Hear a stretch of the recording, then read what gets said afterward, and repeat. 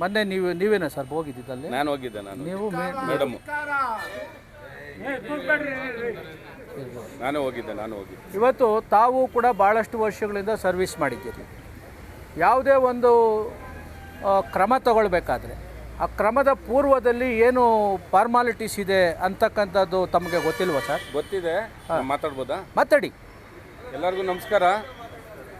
ಇಲ್ಲ, ಇದೊಂದು ಫೈನಲ್ ಆಗ್ಬಿಟ್ಟು ಆಮೇಲೆ ಮನವಿ ಕೊಡೋಣ. ಎಲ್ಲ ನೇಕಾರರಿಗೂ ನಮಸ್ಕಾರ. ಇಷ್ಟು ದೊಡ್ಡ ಸಂಖ್ಯೆಯಲ್ಲಿ ಬಂದಿದ್ದೀರಾ. ಇವತ್ತು ನನ್ನ ವಿಲನ್ ಥರ ನೀವೆಲ್ಲ ನೋಡ್ತಾ ಇದ್ದೀರಾ. ನನ್ನ ಬಗ್ಗೆ ನಿಮಗೆ ಭಾಳ ಕೆಟ್ಟ ಭಾವನೆ ಇರೋದು ನಮಗೆ ಕಂಡು ಬರ್ತಾ ಇದೆ. ನಾನು ಒಂದು 28 ವರ್ಷದಿಂದ ಕೆಲಸ ಮಾಡ್ತಾಯಿದ್ದೀನಿ. ಇಲ್ಲಿ 2006ರಲ್ಲಿ ಕೆಲಸ ಮಾಡಿದ್ದೀನಿ. ನಾನಿಲ್ಲಿ 2006ರಲ್ಲಿ ಜೂನಿಯರ್ ಲೆವೆಲಲ್ಲಿ ಕೆಲಸ ಮಾಡಿದ್ದೀನಿ. ನಿಮ್ಮೆಲ್ಲ ಸಮಸ್ಯೆಗಳು ಗೊತ್ತು. ನಾನು ಬೆಂಗಳೂರಲ್ಲೂ ಕೆಲಸ ಮಾಡಿದ್ದೀನಿ. ನೇಕಾರರ ಸಮಸ್ಯೆ ನನಗೆ ಭಾಳ ಚೆನ್ನಾಗಿ ಗೊತ್ತಿದೆ. ಬೇರೆ ಎಲ್ಲರಿಗಿಂತ ಚೆನ್ನಾಗಿ ನನಗೆ ಗೊತ್ತಿದೆ. ಯಾಕಂದರೆ ಬೆಂಗಳೂರಲ್ಲಿ ಸಂಪಂಗಿ ರಾಮನಗರದಲ್ಲಿ, ವಿನಾಯಕ್ ನಗರದಲ್ಲಿ ನೂರಾರು ಬಣ್ಣ ಹಾಕೋ ಕಾರ್ಖಾನೆಗಳಿದ್ದಾವೆ. ಅಲ್ಲೂ ಈ ಥರ ಪ್ರಾಬ್ಲಮ್ ಆದಾಗ ನಾವೆಲ್ಲ ಏನು ಮಾಡಿದ್ದೀವಿ, ಅಸೋಸಿಯೇಷನ್ ಅವ್ರನ್ನ ಕರ್ಕೊಂಡೋಗಿ ಟೆಕ್ಸ್ಟೈಲ್ ಕಮಿಷನರ್ ಮುಂದೆ ಮಾತಾಡಿ ಅವ್ರಿಗೆಲ್ಲ ಒಂದು ಜಾಗ ಕೊಡಿಸಿದ್ದೀವಿ. ದಾಬಸ್ಪೇಟೆ ಇಂಡಸ್ಟ್ರಿಯಲ್ ಏರಿಯಾದಲ್ಲಿ ಮತ್ತು ಆರೋಹಳ್ಳಿ ಇಂಡಸ್ಟ್ರಿಯಲ್ ಏರಿಯಾದಲ್ಲಿ ಅವ್ರಿಗೆಲ್ಲ ಕೊಟ್ಟು, ಆಮೇಲೆ ಅವ್ರಿಗೆ ಒಂದು ಸಿಂಪಲ್ ಟ್ರೀಟ್ಮೆಂಟ್ ಟೆಕ್ನಾಲಜಿನ ನಾವು ಪ್ರೊವೈಡ್ ಮಾಡಿಕೊಟ್ಟು ನಾವು ನಿಮ್ಮ ಜೊತೆ ಇದ್ದೀವಿ. ಮಾಲಿನ್ಯ ನಿಯಂತ್ರಣ ಮಂಡಳಿ ನಿಮಗೆ ವೈರಿಗಳಲ್ಲ. ಇದು ನಿಮ್ಮ ಜೀವನ, ಇದು ನಿಮ್ಮ ಕುಲಾಂತರ ಕಸಬು ಅಂತಲೂ ನನಗೂ ಚೆನ್ನಾಗಿ ಗೊತ್ತಿದೆ. ಅವತ್ತು ಏನಾಯಿತು ಅಂದರೆ, ಅವತ್ತು ನೆಕ್ಸ್ಟ್ ಡೇ ಲೋಕಾಯುಕ್ತರು ಬಂದು ಇಲ್ಲಿ ಮೀಟಿಂಗ್ ಮಾಡ್ತಾಯಿದ್ರು, ಸಮಸ್ಯೆಗಳನ್ನ ಆಲಿಸ್ತಾಯಿದ್ರು. ಯಾರೋ ಒಬ್ಬ ಕಂಪ್ಲೇಂಟ್ ಕೊಟ್ಟ. ನಾನು ಹೋದಾಗ ಅವ್ರಿಗೆ ಓನರ್ಗೆ ಹೇಳಿದೆ, ಇವ್ರನ್ನ ಖಾಲಿ ಮಾಡಿಸಿ, ಆ ಜಾಗದಿಂದ ಖಾಲಿ ಮಾಡಿಸಿ ಅಂತ ಹೇಳಿದೆ. ಅದರಿಂದ ಅವನು ಓನರ್ ಬಂದು ಹೊಡೆದಾಗ್ತಾನೆ ಅಂತ ನನಗೆ ಗೊತ್ತಿಲ್ಲ. ತಪ್ಪು ಸರ್, ತಪ್ಪು ಇದು ತಪ್ಪು ಮಾಹಿತಿ. ಚರ್ಚೆ ಬೇಡ, ಒಂದು ನಿಮಿಷ. ಇವಾಗ ಅವನೇನಾದ್ರು ಹೊಡೆದಾಕಿದ್ರೆ ತಪ್ಪಾಗ್ತದೆ. ನೀವು ಅವನ ಮೇಲೆ ಒಂದು ಕಂಪ್ಲೇಂಟ್ ಕೊಡಿ. ನನ್ನ ಮೇಲೆ ಕಂಪ್ಲೇಂಟ್ ಕೊಡಿ, ಅವನ ಮೇಲೆ ಓನರ್ ಮೇಲೆ ಕಂಪ್ಲೇಂಟ್ ಕೊಡಿ. ಅವನಿಂದ ನಾನು ಕಾಂಪನ್ಸೇಟ್ ಮಾಡಿಸ್ತೀನಿ. ಇವಾಗ ಇನ್ನೊಂದು ಎಲ್ಲರಿಗೂ ಹೇಳ್ತೀನಿ ನಾನು. ಇವಾಗ ನೀವೆಲ್ಲ ಇಷ್ಟು ಒಗ್ಗಟ್ಟಾಗಿರೋದು ನೋಡಿ ನನಗೆ ಭಾಳ ಸಂತೋಷ ಆಗಿದೆ. XMLA ವೆಂಕಟರಮಣಪ್ಪ ಸಾಹೇಬರು ನನ್ನ ಹತ್ರ ಮಾತಾಡಿದ್ದಾರೆ. DC ಸಾಹೇಬ್ರ ಹತ್ರ ಮಾತಾಡಿದ್ದೀನಿ. ನಾನು ನಮ್ಮ ಚೇರ್ಮನ್ ಸಾಹೇಬ್ರ ಹತ್ರ ಮಾತಾಡಿದ್ದೀನಿ. ನೀವೆಲ್ಲ ಒಂದು ಇದು ಕೊಟ್ಟರೆ ನಿಮಗೆ ಇಲ್ಲೇ ಟೆಕ್ಸ್ಟೈಲ್ ಪಾರ್ಕಲ್ಲಿ ಒಂದು ಜಾಗ ಕೊಟ್ಟು, ನಿಮಗೆ ನಿಮ್ಮ ರಿಕ್ವೈರ್ಮೆಂಟ್ ಪ್ರಕಾರ ನಿಮಗೆ ಜಾಗ ಕೊಡಿಸು. ನಿಮಗೆಲ್ಲ ಒಂದು ಇಲ್ಲಿ ಟ್ರೀಟ್ಮೆಂಟ್ ಪ್ಲಾಂಟ್ ಮಾಡೋದು ಈಸಿ. ಇಲ್ಲಿ ಇದು ಸರ್ಕಾರಿ ಜಮೀನಿದೆ, ಇಂಡಸ್ಟ್ರಿಯಲ್ ಏರಿಯಾ ಇರೋದ್ರಿಂದ ನಿಮಗೆಲ್ಲ ಫೆಸಿಲಿಟಿ ಮಾಡಿಕೊಡೋದು ಇದಿದೆ. ಇದನ್ನು ನಮ್ಮ ಸೀನಿಯರ್ ಅಧಿಕಾರಿಗಳ ಜೊತೆ ಮಾತಾಡಿ ನಾನೇ ಮುಂದಾಳತ್ವ ವಹಿಸಿ ನಿಮ್ಮ ಅಧ್ಯಕ್ಷನ ಕರ್ಕೊಂಡೋಗಿ ಟೆಕ್ಸ್ಟೈಲ್ ಕಮಿಷನರ್ ಹತ್ರ ಮಾತಾಡಿ ಈ ಕೆಲಸನ ಫಾಸ್ಟಾಗಿ ಮಾಡಿಸ್ಕೊಡೋ ಜವಾಬ್ದಾರಿ ನಂದು. ರೈಟಿಂಗಲ್ಲಿ ಇಟ್ಟರೆ ತೊಂದರೆ ಆಗುತ್ತೆ ಅಂತ ಹೇಳಿ ನಾವು ಇವ್ರಿಗೆ ನೋಟಿಸು ಕೊಟ್ಟಿಲ್ಲ, ಕ್ಲೋಸರ್ ಆರ್ಡ್ರು ಹಾಕಿಲ್ಲ. ಇವರು ನೀರು ಆಚೆ ಬಿಡ್ತಾರೆ ಅಂತ ಕಂಪ್ಲೇಂಟ್ ಬಂದಿದ್ದರಿಂದ ನಾನೇ ಹೋದೆ. ನೆಕ್ಸ್ಟ್ ಡೇ ಲೋಕಾಯುಕ್ತ ಅವರು ಇಲ್ಲಿ ದೊಡ್ಡಬಳ್ಳಾಪುರದಲ್ಲಿ ಬಂದು ವೆರಿಫೈ ಮಾಡಿರೋದ್ರಿಂದ, ಅವರು ಲೋಕಾಯುಕ್ತದಲ್ಲಿ ಕಂಪ್ಲೇಂಟ್ ಕೊಟ್ಟಿರೋದ್ರಿಂದ ನಾವೇ ಹೋದ್ವಿ. ಇವಾಗ ನಿಮ್ಮ ಗಮನಕ್ಕೆ ಒಂದು ತರ್ತಾ ಇದ್ದೀನಿ. ನಿಮ್ಮೆಲ್ಲರ ಮೇಲೂ NGTನಲ್ಲಿ ದೂರಾಗಿದೆ. ಯಾರೋ ವಸಂತ್ ಕುಮಾರ್ ಅನ್ನೋರು, ಗಿರೀಶ್ ಅನ್ನೋರು ನಿಮ್ಮ ಮೇಲೆಲ್ಲ ದೂರು ಕೊಟ್ಟಿದ್ದಾರೆ, ಕೆರೆಗಳನ್ನೆಲ್ಲ ಹಾಳು ಮಾಡ್ತಾ ಇದ್ದೀರಾ ಅಂತ. ಲೋಕಾಯುಕ್ತದಲ್ಲಿ ದೂರಿದೆ. ಲೋಕಾಯುಕ್ತದಲ್ಲಿ ನಿಮ್ಮ ಮೇಲೆ ದೂರು ದಾಖಲಾಗಿದೆ. 2ನೇ ತಾರೀಕು ನನಗೆ ಹಿಯರಿಂಗ್ ಕರೆದಿದ್ದಾರೆ. ನಾನು ಹೋಗಿ ಹೇಳಬೇಕು, ಏನಂತ ಹೇಳ್ಬೇಕು? ನಾನು ಏನು ಹೇಳ್ಬೇಕು ಹೇಳಿ? ಇವರೆಲ್ಲರೂ ಟ್ರೀಟ್ಮೆಂಟ್ ಪ್ಲಾಂಟ್ ಹಾಕೊಂಡಿಲ್ಲ, ಹಂಗೆ ನಡೆಸ್ತಾ ಇದ್ದೀರಾ ಅಂತ ಹೇಳ. ಅವಾಗ ನೀವು ನನ್ನ ಮೇಲೆ ಆಕ್ಷನ್ ತಗೊಂತಾರೆ. ನೀನೇನಕ್ಕಪ್ಪ ಅಲ್ಲಿ ಅಧಿಕಾರಿ ಹಾಕಾಗಿದ್ಯಾ? ನೀವು ಇವರು ವೇಸ್ಟ್ ವಾಟರ್ಗೆ ಟ್ರೀಟ್ಮೆಂಟ್ ಇಲ್ವಲ್ಲ, ಏನು ಮಾಡಿದ್ಯಾ ಅಂತ ಕೇಳಿದ್ರೆ ನಾವೇನು ಹೇಳಬೇಕು? ನನ್ನ ಸ್ಥಾನದಲ್ಲಿ ನಿಂತ್ಕೊಂಡು ನೀವು ಯೋಚನೆ ಮಾಡಿ. ಮಾತಾಡೋದು ಅವ್ರು ಹೇಳ್ಬಿಡ್ಲಿ, ಅವ್ರು ಹೇಳಿ ಮಾತಾಡೋದು. ಇವಾಗ ನಮಗೂ ಜವಾಬ್ದಾರಿಗಳಿರ್ತದೆ. ನಾವು ಮಾನವೀಯತೆಯಿಂದ ಕೆಲಸ ಮಾಡ್ತೀವಿ. ನಮ್ಮನ್ನು ವಿಲನ್ಗಳ ಥರ ನೋಡಬೇಡಿ. ನಾವ್ಯಾರು ನಿಮಗೆ ವೈರಿಗಳಲ್ಲ. ನಾವು ನಿಮ್ಮ ಜೊತೆ ಇದ್ದೀವಿ. ನಿಮ್ಮ ಸಮಸ್ಯೆಗಳೆಲ್ಲ ಗೊತ್ತಿದೆ. ನಾವು ಅಲ್ಲಿ ವಿನಾಯಕ ನಗರದಲ್ಲಿ ನಾವು ಮಾತಾಡಬೇಕಾದ್ರೆ ಅವ್ರು ಕ್ಯಾಲ್ಕುಲೇಷನ್ ಹೇಳ್ತಾಯಿದ್ರು. ನೀವು ಎಷ್ಟನ ನೋಟಿಸ್ ಕೊಡಿ, ನೀವು ಸಮಜಾಯಿಸಿ ಹೇಳಿ.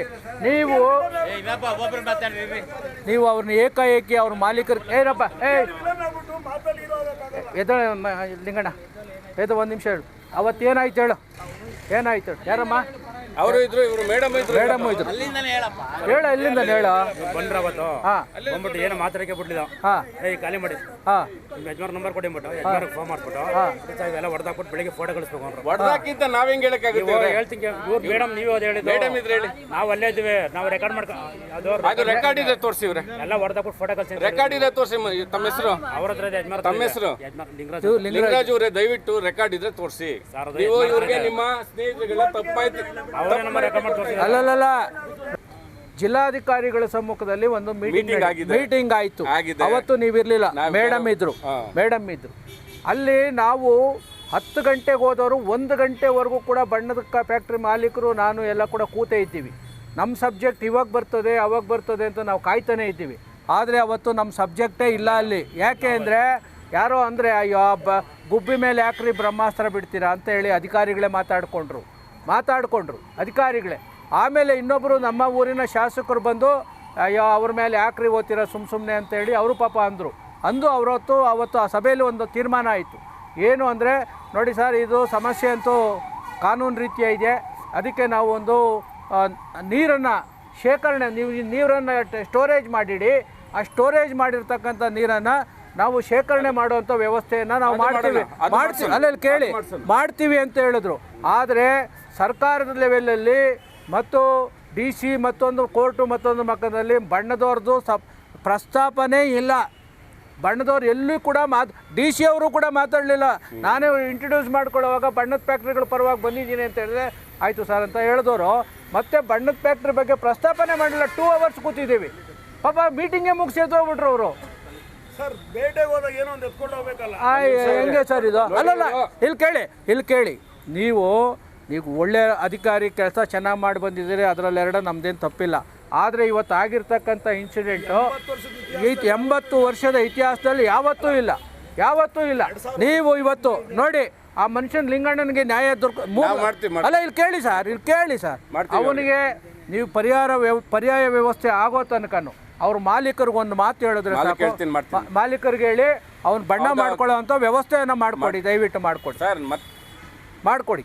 ಅಲ್ಲ ಇಲ್ಲ, ಇವಾಗ ನೀವು ಒಂದು ಮಾತು ಕೇಳಿ, ದಯವಿಟ್ಟು ಒಂದು ಮಾತು ಕೇಳಿ ನೋಡಿ. ಇವತ್ತು ನೀವು ಶಾರ್ಟ್ ಟರ್ಮ್ ಅಂದರೆ ನಿಮಗೆ ಹೋಗ್ಬೇಡಿ, ನಿಮಗೆ ಪರ್ಮನೆಂಟ್ ಸೊಲ್ಯೂಷನ್ ಸಿಗ್ಬೇಕು. ಹ್ಞೂ ಸರ್, ಅಲ್ಲಿವರೆಗೂ ಹೇಳಿ ಸರ್, ಅಲ್ಲಿವರೆಗೂ ಹೇಳಿ.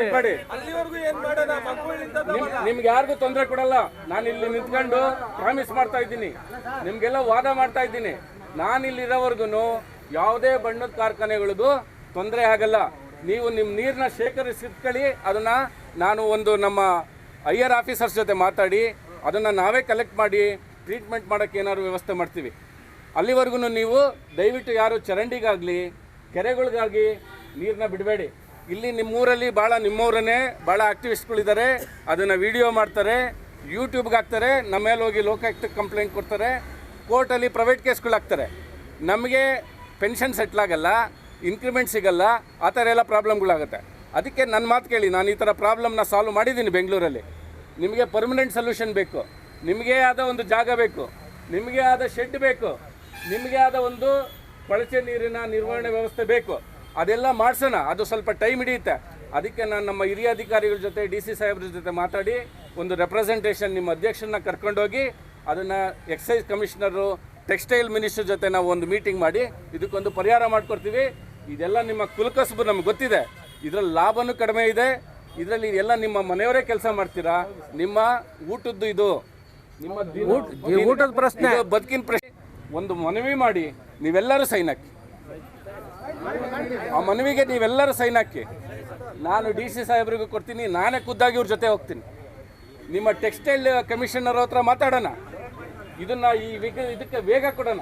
ನಿಮಗೆ ಜಮೀನಿಗೆ ಅಲಾಟ್ ಮಾಡೋದು ಇದೆಯಲ್ಲ, ಇಲ್ಲಿ ನಿಮಗೆ ದೊಡ್ಡಬಳ್ಳಾಪುರಲ್ಲಿ ತೊಂದರೆ ಇಲ್ಲ. ಯಾಕಂದರೆ ಆಗಲೇ ಟೆಕ್ಸ್ಟೈಲ್ ಪಾರ್ಕ್ ಇದೆ, ಖಾಲಿ ಇದೆ, ಅಲ್ಲಿ ನಿಮಗೆ ವ್ಯವಸ್ಥೆ ಮಾಡಿಕೊಡ್ಬೋದು. ಈಗಾಗಲೇ ಸುಮಾರು ಜನ ಹಂಗದೆ ಅಲ್ಲ ನೀರು ಚರಂಡಿಗೆ ಬಿಡಬೇಡಿ ಅಂತ ಅಲ್ಲ ಸರ್. ಇವ್ರು ಮಾಡ್ಕೊಂಡಿದ್ರಲ್ಲ, ಆ ಥರ ಮಾಡ್ಕೊಳ್ಳಿ. ಇವ್ರು ಮಾಡ್ಕೊಂಡಿದ್ರು ಒಂದು ಗುಂಡಿ ಮಾಡಿ. ಈಗ ಒಂದು ನಿಮಿಷ ಉಂಡಪ್ಪ, ಮಾತಾಡ್ ಒಂದು ನಿಮಿಷ ಸರ್ ಸಾಹೇಬ್ರೆ, ಒಂದು ಸೆಕೆಂಡ್ ಇರಪ್ಪ, ಒಂದು ಸೆಕೆಂಡ್ ಇರ್ರಿ. ನೋಡಿ, ಒಂದು ನಿಮಿಷ ಇರಪ್ಪ, ಅದೇ ನೋಡಿ, ಈಗ ಅವರು ನಮ್ಮ ಬಗ್ಗೆ ಭಾಳ ಕಾಳಜಿ ವಹಿಸಿದ್ದಾರೆ. ಕಾಳಜಿ ವಹಿಸಿ ಏನೇನು ಮುಂದಿನ ಕ್ರಮಗಳನ್ನು ತಗೋಬೇಕು ಅನ್ನೋದನ್ನು ಭಾಳ ಸಕಾರಾತ್ಮಕವಾಗಿ ನಮ್ಮ ಮುಂದೆ ಮಂಡಿಸಿದ್ದಾರೆ. ಸರ್ ಒಂದು ನಿಮಿಷ ಇರಿ ಸರ್, ನಾನು ಹೇಳ್ಬಿಡ್ತೀನಿ ಇರಿ ಸರ್. ಈಗ ಪ್ರತಿದಿನ ಬಣ್ಣ ಮಾಡದೇ ಇದ್ದರೆ ಮಗ್ಗ ಓಡೋದಿಲ್ಲ. ಪ್ರತಿದಿನ ಬಣ್ಣ ಮಾಡದೇ ಇದ್ದರೆ ಅವನ ಜೀವನ ನಡೆಯೋದಿಲ್ಲ. ಅವನು 4-6 ಜನ ಕಾರ್ಮಿಕರನ್ನ ಜೊತೇಲಿ ಇಟ್ಕೊಂಡಿರ್ತಾನೆ. ಅವನು ಹೋಗ್ಬಿಟ್ಟ ಅಂದರೆ ಮತ್ತೆ ಕಾರ್ಮಿಕ ಸಿಗೋದಿಲ್ಲ. ಅವ್ನಿಗೇನೋ ಬಾಧೆ ಬಿದ್ದು ಅವ್ನು ಇಟ್ಕೊಂಡಿರ್ತಾನೆ. ಇವನಿಗಿಂತಲೂ ಅವನ ಕಾಸು ಜಾಸ್ತಿ ಕೊಟ್ಟು ಅವ್ನು ಇಟ್ಕೊಂಡಿರ್ತಾನೆ. ಈಗ ನೀವು ಬಣ್ಣ ಮಾಡಬೇಡ, ನೀರು ಬಿಡಬೇಡ ಅಂತ ಹೇಳಿದ್ರೆ ಅವರೆಲ್ಲ ಹೋಗ್ಬಿಟ್ರೆ ನಮಗೆ ಕೆಲಸಗಾರನ ಕೊಡೋರು ಯಾರು? ಈಗ ನಾಳೆ ಮಗ್ಗಗಳೆಲ್ಲ ನಿಂತೋತವೆ, ಅದಕ್ಕೇನು ಪರಿಸ್ಥಿತಿ? ಇವಾಗ ಇಷ್ಟು ಜನ ಬಂದಿದ್ದೀವಲ್ಲ, ಆವಾಗ 1000 ಜನ ನೀವು ಆನ್ಸರೇ ಮಾಡೋಕ್ಕಾಗಲ್ಲ ಅಂತ ಒಂದು ಪರಿಸ್ಥಿತಿ ನಿರ್ಮಾಣ ಆಗ್ಬಿಡ್ತದೆ. ಆನ್ಸರೇ ಮಾಡೋಕ್ಕಾಗದ ಅಂತ ಪರಿಸ್ಥಿತಿ ಆಗ್ಬಿಡ್ತದೆ. ಅದರಿಂದ ನೀವು ನೋಡಿ, ತಕ್ಷಣಕ್ಕೆ ನೀವು ಮಾಡಬೇಕಾಗಿರ್ತಕ್ಕಂಥ ಪರಿಹಾರ, ನೀವು ಟ್ರೀಟ್ಮೆಂಟ್ ಪ್ಲಾಂಟ್ ಮಾಡೋವಂಥದ್ದು, ಮತ್ತೊಂದು ಜಮೀನು ಕೊಡಿಸೋವಂಥದ್ದು ಎಲ್ಲ ಕೂಡ ಸ್ವಾಗತಾರ್ಹ, ನಮ್ಮ ಡಿಮ್ಯಾಂಡು ಕೂಡ.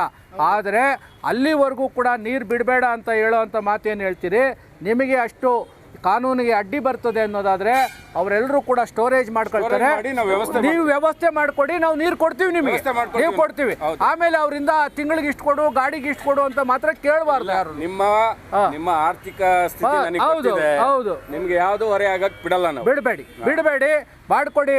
ನೀವು ಒಳ್ಳೆ ಆಫೀಸರ್ ಇದ್ದೀರಿ, ಅನುಭವಸ್ಥರಿದ್ದೀರಿ, ಗೊತ್ತಾಯ್ತಾ? ಮಾಡಿ. ಆದರೆ ಒಂದು ಕಪ್ಪು ಚುಕ್ಕೆ ಇದು, ನೀವು ಬಂದ ಮೇಲೆ ಆಗಿರ್ತಕ್ಕಂಥದ್ದು ಕಪ್ಪು ಚುಕ್ಕೆ ಇದು. ಅದು ಲೋಕಾಯುಕ್ತ ಇದರಿಂದ ನಾನೇ ಇನ್ಸ್ಪೆಕ್ಷನ್ಗೆ ಹೋದೆ. ಅದು ಆ ಓನರ್ ಅದು ಯಾಕೆ ಹಂಗೆ ಮಾಡೋದು ಹೇಳಿ ಸರ್ ಅವನಿಗೆ. ನಾನು ಹೇಳ್ತೀನಿ ಬಿಡಿ. ಈಗ ನೀವೇ ಹೇಳಿ ಮೇಡಮ್ನವರೇ, ತಾವು ಕೂಡ ಮಧ್ಯಮ. ಅಲ್ಲ, ಒಂದು ನಿಮಿಷ ಇರಿ ಮೇಡಮ್. ಒಂದು ನಿಮಿಷ ಇರಪ್ಪ ಮೇಡಮ್, ಒಂದು ನಿಮಿಷ ಇರಪ್ಪ. ಒಂದು ನಿಮಿಷ ಇರಿ ನೋಡಿ, ಒಂದು ನಿಮಿಷ ಇರಪ್ಪ. ನೀವೆಲ್ಲರೂ ಕೂಡ ಇಲ್ಲೆಲ್ಲ ಅಧಿಕಾರಿಗಳಿದ್ದೀರಿ, ನಿಮ್ಗೆ ಹೆಂಗೋ ತಿಂಗಳಾತನೇ ಸಂಬಳ ಬರ್ತದೆ, 2 ಮಾತಿಲ್ಲ. ಆದರೆ ಮೇಡಮ್ನವ್ರಿಗೂ ನಾನು ಒಂದು ಮಾತು ಹೇಳ್ತೀನಿ, ನನ್ನ ಅನುಭವಕ್ಕೆ ಬಂದಿದೆ. ಅವ್ರ ಮಾತು ತುಂಬ ಉದ್ದ ಬೆಳೆಸ್ತಾರೆ, ಮಾತು ಸ್ವಲ್ಪ ತುಂಬ. ಒಂದು ನಿಮಿಷ ಇರಿ ಸರ್, ಒಂದು ನಿಮಿಷ. ಯಾವತ್ತೂ ಕೂಡ ಪರಿಸ್ಥಿತಿನ ಅರ್ಥ ಮಾಡಿಕೊಂಡು ಅವನ ಸ್ಥಿತಿ ಏನು, ಅವನ ಗತಿ ಏನು ಅಂತೇಳಿ ನೋಡಬೇಕು. ನೀವು ಕೂಡ ಮಧ್ಯಮ ವರ್ಗದ ಕುಟುಂಬದಿಂದ ಬಂದಂಗಿದ್ದೀರಿ. ಆದರೆ ಇಂಥ ಜನರನ್ನು ತುಂಬ ದಬ್ಬಾಳಿಕೆಯಿಂದ ನಡೆಸ್ಕೊಳ್ಳೋದನ್ನು ದಯಮಾಡಿ ಬಿಡಬೇಕು. ದಯಮಾಡಿ ನೀವಿಬ್ಬರಿಗೂ ಹೇಳ್ತಿದ್ದೀನಿ, ಹಿಂದೆ ಇದ್ದಂಥ ಯಾರು ಅಧಿಕಾರಿಗಳು ಕೂಡ ಹಿಂಗೆಲ್ಲ ನಡ್ಕೊಂಡಿಲ್ಲ. ನೀವು ಕೂಡ ಇವತ್ತೇನೋ ಒಂದು ಇನ್ಸಿಡೆಂಟ್ ಆಗಿದೆ ಅಂತ ಹೇಳಿ ಹೇಳ್ತಾ ಇದ್ದೀರಿ, ಅದು ಪುನರಾವರ್ತನೆ ಆಗಬಾರ್ದು, ಆಗೋದಿಲ್ಲ. ಆಗಬಾರ್ದು. ಈ ಕ್ಷಣ ನೀವು ನಾಳೆಯಿಂದನೇ ನಮಗೆ ನೀರನ್ನು ಅವರು ಸ್ಟೋರೇಜ್ ಮಾಡಿಕೊಂಡ್ರೆ, ನೀರನ್ನು ಕಲೆಕ್ಟ್ ಮಾಡ್ಕೊಳ್ಳೋಂಥ ವ್ಯವಸ್ಥೆ ನಾಳೆಯಿಂದನೇ ಆಗಬೇಕು. ಆಗೋವರೆಗೂ ಕೂಡ ನಾವು ಚರಂಡಿಗೆ, ಕಾಲುವೆಗೆ ಬಿಡ್ತಾ ಇರ್ತೀವಿ. ಆಗೋವರೆಗೂ ಬಿಡ್ತಾ ಇರ್ತೀವಿ. ಹೋಗಿ ಸರ್ವೆ ಮಾಡಿ. ಯಾವುದೇ ಕಾರಣಕ್ಕೂ ಕೂಡ ನಾವು, ಯಾಕೆಂದರೆ ಇದು ಒಂದಕ್ಕೊಂದು ಲಿಂಕು. ಬಣ್ಣದ ಮನೆ ನಿಂತೋದ್ರೆ ಮಗ್ಗ ನಿಂತೋಗ್ತದೆ, ಮಗ್ಗ ನಿಂತೋದ್ರೆ ಕಾರ್ಮಿಕರು ಬೀದಿ ಪಾಲಾಗ್ತಾರೆ. 1000 ಜನರ ಪ್ರಶ್ನೆ. ನೀವು ನಾಳೆನೇ ನೀವು ವ್ಯವಸ್ಥೆ ಮಾಡಿಬಿಡಿ, ಗಾಡಿ ವ್ಯವಸ್ಥೆ. ಇವತ್ತಿಂದನೇ ಕೂಡ ನಾವು ಅವ್ರನ್ನೆಲ್ಲ ಡ್ರಮ್ಮುಗಳಲ್ಲಿ ಶೇಖರಣೆ ಮಾಡಿಡ್ರಪ್ಪ, ನಾಳೆ ತೊಗೊಂಡೋಗ್ತಾರೆ ಅಂತ ಹೇಳ್ತೀವಿ. ಮಾಡ್ತಾರೆ, ನೀವು ತೊಗೊಂಡೋಗ್ಬೇಕು. ಅದು ಡ್ರಮ್ಮು ನಮ್ಮ ಹತ್ರ ಇರೋದು ತುಂಬೋದ್ರೆ ಚರಂಡಿಗೆ ಹೋಗ್ತದೆ, ಏನು ಮಾಡೋಕ್ಕಾಗಲ್ಲ. ಅದು ಹೇಳ್ತಾ ಇದ್ದು, ನೀವು ದಿನ ಬಂದು ತೊಗೊಂಡೋಗ್ಬೇಕು. ಹಲವಾರು ಬಾರಿ ತಾವು ಬಂದು ನಮಗೆ ಮನವಿಯನ್ನು ಕೊಟ್ಟಾಗೂ ಸಹ ಅದನ್ನು ಸಾಧಕ ಬಾಧಕ ನೋಡಿಕೊಂಡು ಪರಿಸರವನ್ನು ನಾವು ಕಾಪಾಡಬೇಕಾಗ್ತದೆ. ಮೊದಲನೇದಾಗಿ ನಾವು ಅದೇ ನೀರನ್ನು ಕುಡಿತೀವಿ, ಆ ಜಲ ಕಾಲೇಜಲ್ಲಿ ಹೊತ್ಕೊಂಡು ಹೋಗುವಾಗ ಅದು ಕೆಳಗಡೆ, ಭೂಮಿ ಕೆಳಗಡೆ ಹೋಗ್ತದೆ. ಈಗ ಆಹಾರ ಧಾನ್ಯಗಳನ್ನು ಬೆಳಿತೀವಿ ಒಂದಿನ ಬಿಟ್ಕೊಂಡು. ಹಲವಾರು ಇವತ್ತು ಕಾಯಿಲೆಗಳು ಜಾಸ್ತಿ ಆಗಬೇಕಾದ್ರೆ ಈ ಪರಿಸರ ಮಾಲಿನ್ಯನೂ ಸಹ ಒಂದು ಕಾರಣ ಇದೆ. ಒಂದು ಕಡೆ ಉದ್ಯೋಗನೂ ಆಗಬೇಕಾಗ್ತದೆ. ಈಗ ಉದಾಹರಣೆಗೆ ಜನ ಸರ್ಕಾರ ಇವತ್ತು ಸಿದ್ದರಾಮಯ್ಯನವರ ಮತ್ತು ಡಿ ಕೆ ಶಿವಕುಮಾರ್ ನೇತೃತ್ವದ ಸರ್ಕಾರ ಇವತ್ತು ಐಫೋನ್ ಕಂಪ್ನಿಗೆ 300 ಎಕರೆ ಜಮೀನನ್ನು ಕೊಟ್ಟಿದ್ದೀವಿ. 300 ಎಕರೆ ಜಮೀನನ್ನು ಕೊಟ್ಟು 7,000 ಕೋಟಿ ಹಣವನ್ನು ಸಬ್ಸಿಡಿಯಾಗಿ ಕೊಟ್ಟಿದೆ, ಉಚಿತವಾಗಿ ಕೊಟ್ಟಿದೆ ಅವರು. ಉದ್ದೇಶ ಕಾರ್ಮಿಕರಿಗೆ ಉದ್ಯೋಗ ಸಿಗಲಿ ಅನ್ನೋ ಉದ್ದೇಶದಿಂದ ಇವತ್ತು ಸರ್ಕಾರ ಈ ಕಡೆ ಉದ್ಯೋಗನೂ ಉಳಿಯಬೇಕು, ಈ ಕಡೆ ಪರಿಸರನೂ ಉಳಿಯಬೇಕು ಅನ್ನೋ ಒಂದು ವ್ಯವಸ್ಥೆಯಲ್ಲಿ ಇವತ್ತು ಮಾಡ್ತಾ ಇದ್ದೇವೆ. ಈಗ ಐಫೋನ್ ಹೆಚ್ಚು ಕಮ್ಮಿ ನಾವು 2 ವರ್ಷ ಮುಗಿಯುವಾಗ 1 ಲಕ್ಷ ಜನ ಅಲ್ಲಿ ಕೆಲಸಗಾರರು ಬರ್ತಾರೆ ಅಪಾಯಿಂಟ್ಮೆಂಟ್. ಈಗ ಆಲ್ರೆಡಿ 40,000 ಜನ ಕೆಲಸ ಮಾಡ್ತಾ ಇದ್ದಾರೆ ಇವರು. ಹಾಗೆ ಇವತ್ತು ವಿಶೇಷವಾಗಿ ಬೆಂಗಳೂರಿಗೆ ಏನಾಗಿ ಹೊರ ರಾಜ್ಯಗಳಿಂದಲೂ ಸಹ ಸಾಕಷ್ಟು ಇವತ್ತು ಉದ್ಯೋಗವನ್ನು ಹುಡುಕೊಂಡು ಇವತ್ತು ಬರ್ತಾ ಇದೆ. ಆ ದೃಷ್ಟಿನಲ್ಲಿ ನಾವು ನೀವೆಲ್ಲರೂ ಈ ಪರಿಸರವನ್ನು ಕಾಪಾಡ್ತಕ್ಕಂಥದ್ದು ಅಧಿಕಾರಿಗಳಿರ್ಬೋದು, ನಾವಿರ್ಬೋದು, ಪರಿಸರವನ್ನು ಕಾಪಾಡ್ತಕ್ಕಂಥದ್ದು ದೊಡ್ಡ ಜವಾಬ್ದಾರಿ ನಮ್ಮ ಮೇಲೆ, ನಿಮ್ಮ ಮೇಲೆ ಸಹ ಇದೆ. ಇವು ನಮ್ಮ ಮೇಲೆ, ನಿಮ್ಮ ಮೇಲೆ, ಜನಪ್ರತಿನಿಧಿಗಳ ಮೇಲೆ ಇದು ಯಾವ ರೀತಿ ಮುಂದಿನ ದಿನಗಳಲ್ಲಿ ಮಾಡಬೇಕು ಅನ್ನೋದು ಮೊನ್ನೆ ಜಿಲ್ಲಾಧಿಕಾರಿಗಳ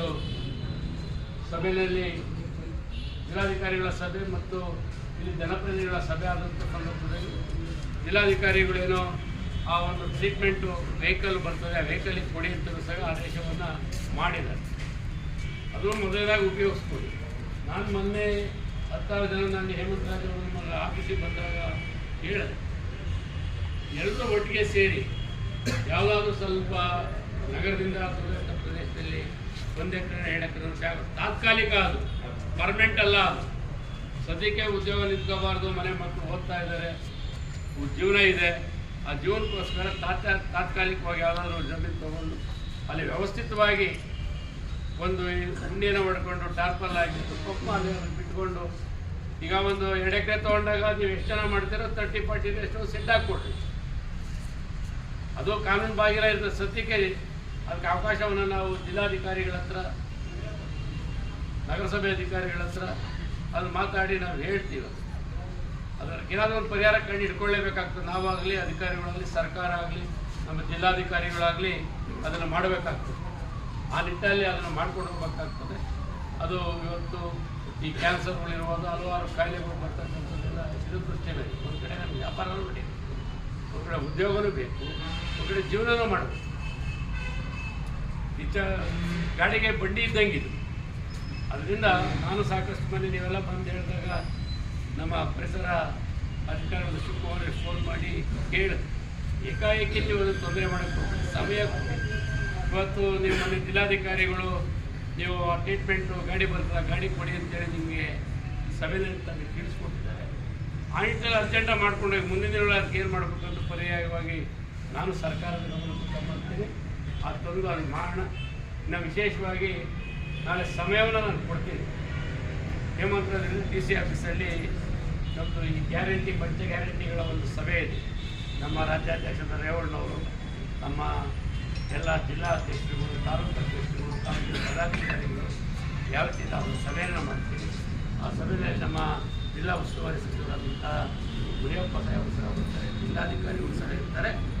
ಆ ಸಭೆಯಲ್ಲಿ ಈ ಪ್ರಸ್ತಾವನೆಯನ್ನು ಮಾಡಿ ನಿಮಗೆ ಮಾತಾಡಿ ನಾಳೆ ಒಂದು 10 ದಿನದ ಒಂದು ಸಭೆಯನ್ನು ನಾನು ಮಾಡಿಸ್ತೀನಿ. ಹಾಗೆಲ್ಲ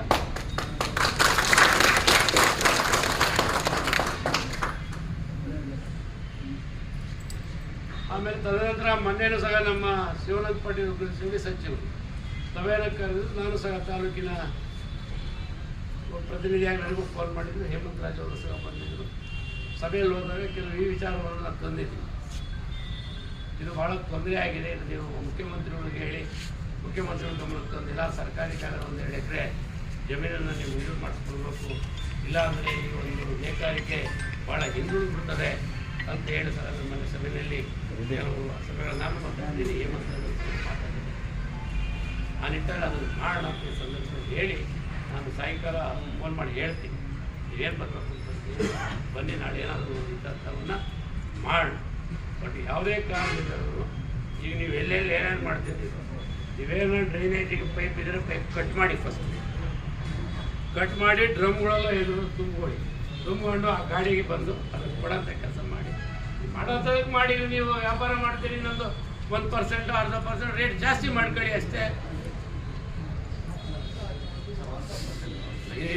ಆ ಥರ ಮಾಡಿಕೊಂಡು ಒಂದು ಕಡೆ ಪರಿಸರನೂ ಉಳಿಬೇಕು, ಒಂದು ಕಡೆ ನಿಮ್ಮ ಉದ್ಯಮನೂ ಉಳಿಬೇಕು, ನಿಮ್ಮ ಜೀವನನೂ ಆಗಬೇಕು. ಆ ನಿಟ್ಟಲ್ಲಿ ತಾವು ಮಾಡ್ಕೊಂಡು ಹೋಗ್ಬೇಕು ಅಂತ ಹೇಳಿ